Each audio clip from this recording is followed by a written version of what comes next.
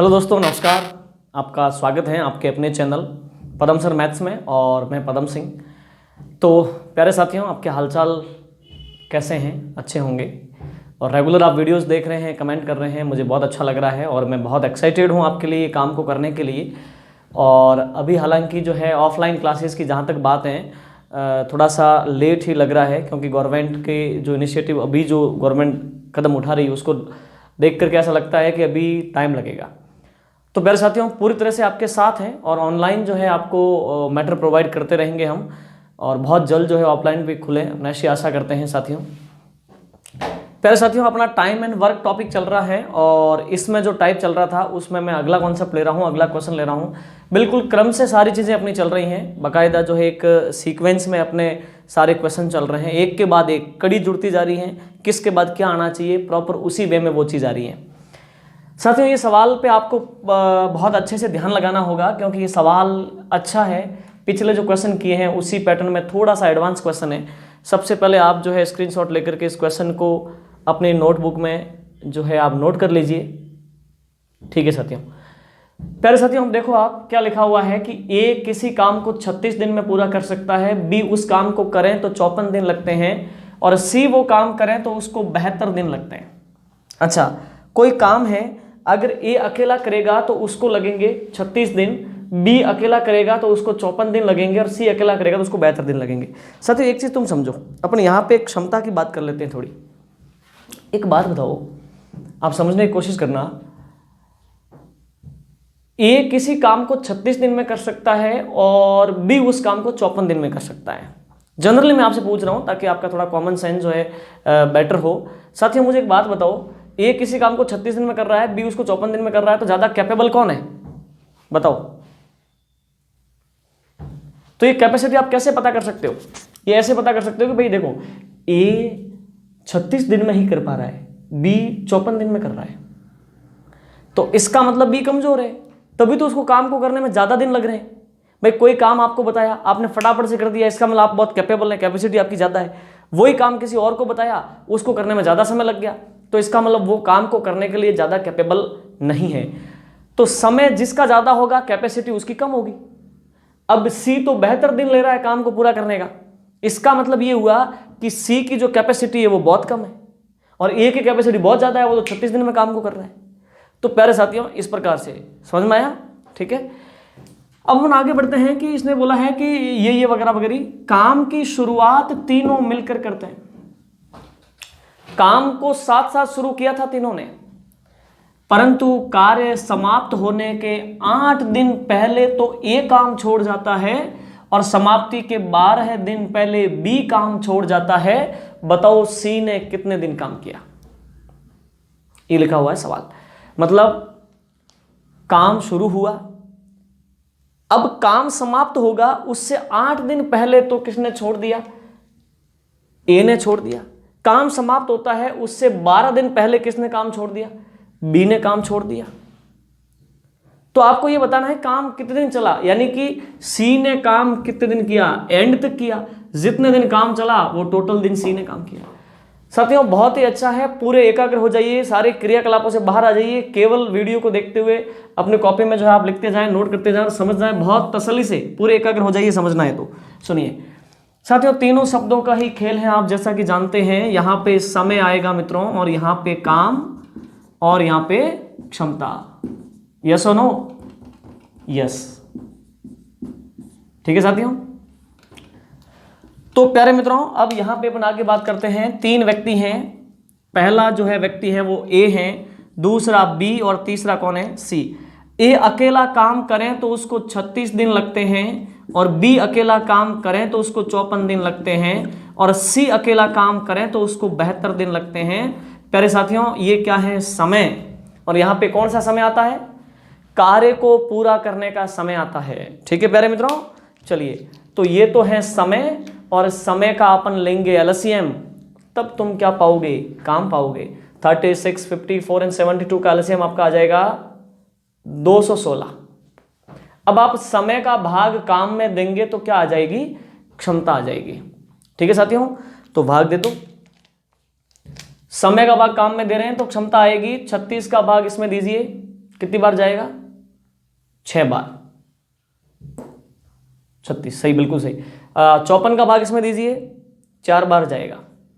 और 72 का भाग इसमें दीजिए, 21, 3 बार जाएगा। तो प्यारे साथियों, ए की कैपेसिटी हो गई 6 और बी की कैपेसिटी हो गई 4 और सी की कैपेसिटी हो गई 3। अच्छा, कैपेसिटी का मतलब क्या है?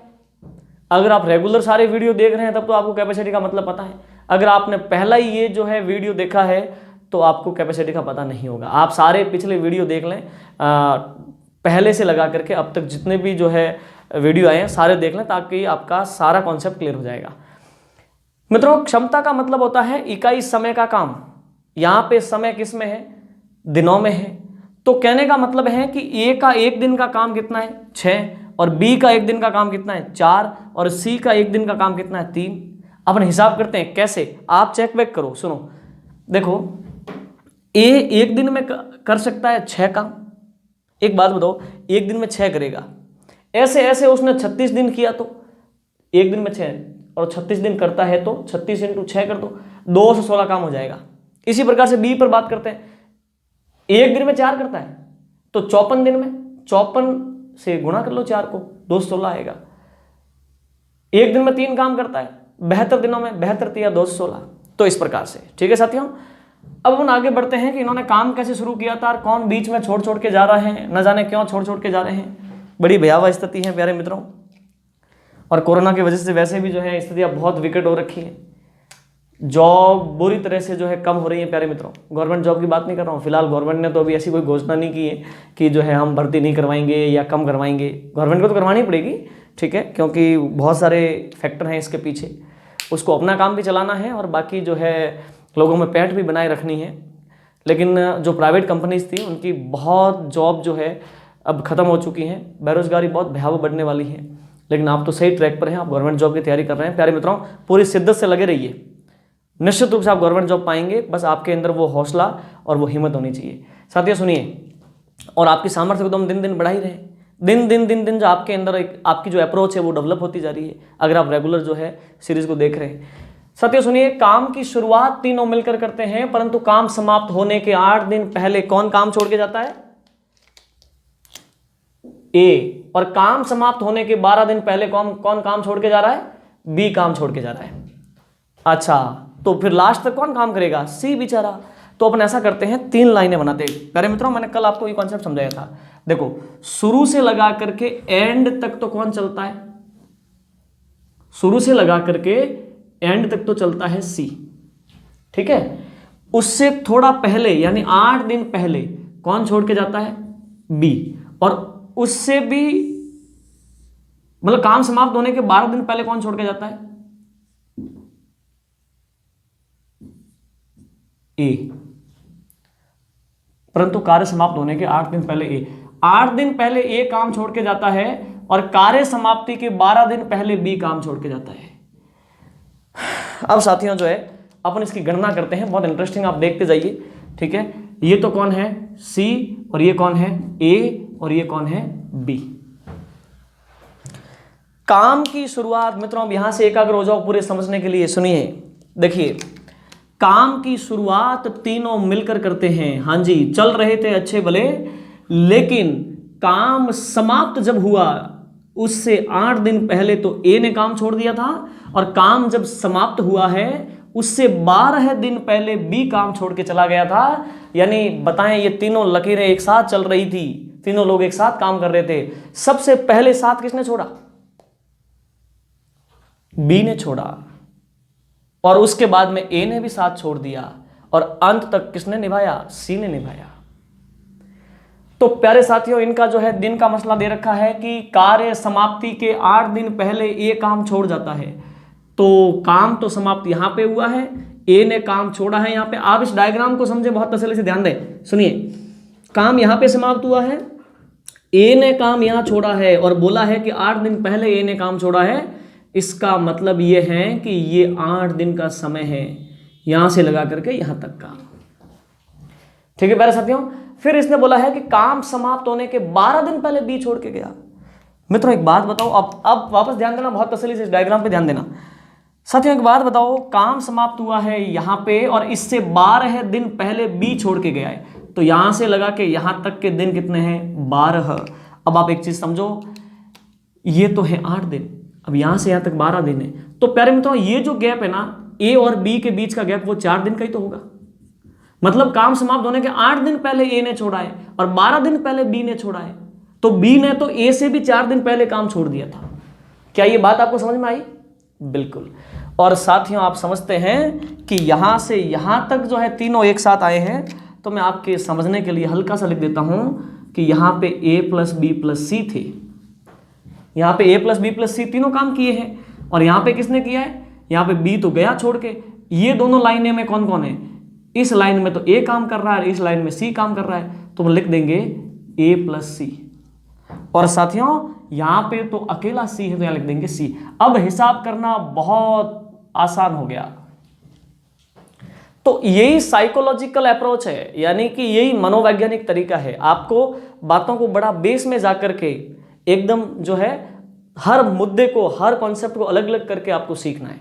तो आपके लिए मैथ बहुत आसान हो जाएगी। पूरी मैथ प्यारे मित्रों बहुत इंटरेस्टिंग और इस प्रकार की आसान है। बस आपको इस अप्रोच से पढ़ने की आवश्यकता है। आपको किसी प्रकार का शॉर्ट ट्रिक फॉर्मूला वगैरह नहीं अपनाना है। आपको एग्जाम में कोई शॉर्ट ट्रिक या फॉर्मूला याद नहीं आएगा। वहां पे पहले से आपके ऊपर प्रेशर रहेगा। वहां पे आपके माइंड की जो क्रिएटिविटी है, आपके माइंड की जो अप्रोच है, वही काम आएगी। तो इसीलिए हम कहते हैं कि आपको इन्हीं प्रकार के तरीकों से पढ़ना चाहिए। अभी मैं आपको फॉर्मूला बता दूं कि आप ABC बटा D कर दें, ये कर दें, वो कर दें, वो फॉर्मूला कब तक आप याद रखोगे? अच्छा, कुछ लोग ट्रिक्स बताते हैं कि ऐसा आ जाए तो इसमें इसका भाग देकर के इसको गुणा कर लें बस। अरे साथियों अभी जस्ट ताजा ताजा गर्मा गर्म है, तब तक तो हमें याद है कि इसमें भाग देकर के इसको करना है। अब एग्जाम में जाएंगे वहां हमें कुछ भी याद नहीं रहेगा, किस में भाग देना था और सर ने क्या बताया था। तो ये सारी चीजें आपके अंदर जो है कॉन्सेप्ट को डेवलप करेगी, आपकी खुद की समझ को बेहतर करेगी। साथियों सुनो, लास्ट के जो 8 दिन हैं, उन 8, अब यहां से हिसाब करना शुरू करते हैं, ठीक है? अब आप समझ जाना बहुत तसल्ली से। एक काम करते हैं, यहां से यहां तक कितना काम हुआ होगा, सुनो तसल्ली से। यहां से यहां तक अकेला सी कर रहा है और 8 दिनों तक वो कर रहा है, और सी की ताकत कितनी है? 3। अब इस चीज को तुम समझ लो। सुनो, मैं यहां लिख रहा हूं, उसको बड़ा तसल्ली से समझना। अतः अंतिम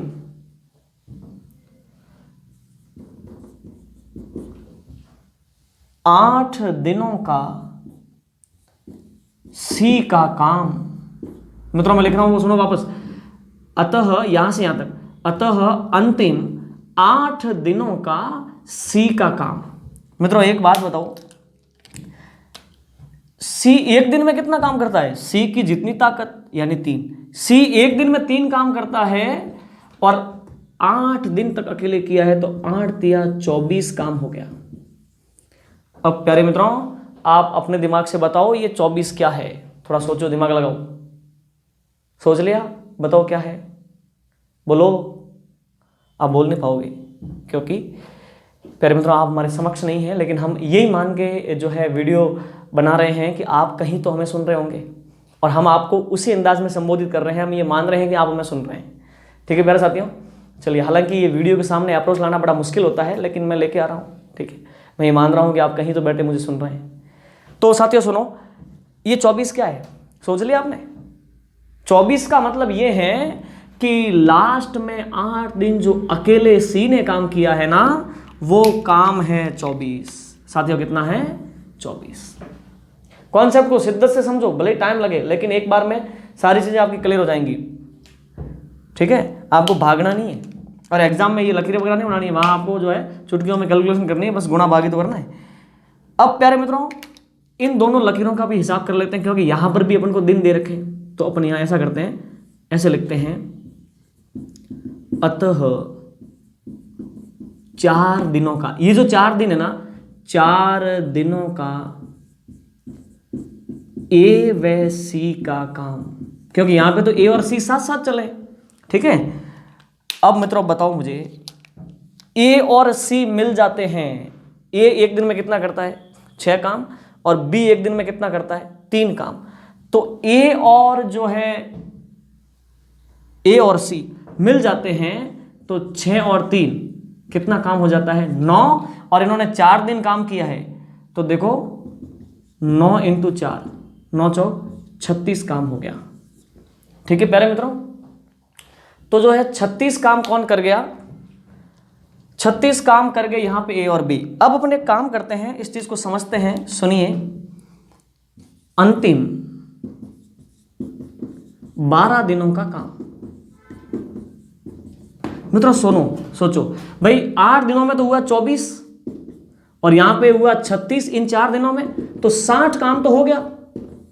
अब इसके अलावा जो बचा है वो तीनों ने मिलके किया है, तो अपन लिखेंगे अतः ए प्लस बी प्लस सी का काम। मित्रों देख लीजिए आप, 216 था टोटल, बोलो कितना था, 216। अब प्यारे मित्रों देखो, ये 216 कौन सा काम है, टोटल काम है जो पूरा हुआ है, ठीक है।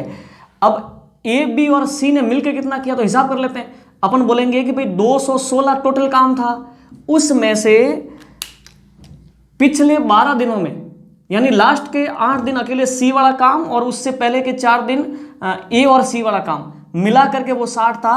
तो 216 में से अपन क्या करते हैं, 60 को घटा लेते हैं, तो वो रहेगा 156। इसका मतलब 156 काम तीनों ने मिलके किया। तो अपन यहां पे लिखेंगे कि अतः ए प्लस बी प्लस सी का समय, यानी तीनों ने मिलके किया वो समय कितना है, तो यहां से यहां तक तीनों लकीरों का काम, ये जो साथ साथ चली है, ये 156 है और तीनों की कैपेसिटी 6 और 4 10 और 3 13, तीनों की ताकत होगी 13, यानी तीनों का एक दिन का काम है, 13 का भाग दे दो, ये गया 12 दिन। और सी का कुल समय, सी का कुल समय लाना है। तो प्यारे मित्रों, इन तीनों के साथ साथ ये 12 दिन काम किया सी ने, और लास्ट में भी जो है 4 दिन 8 दिन 12 दिन ये काम किया, तो 12 और 12 24 दिन हो गए प्यारे मित्रों, ठीक है। तो सी ने टोटल काम कितने दिन किया है,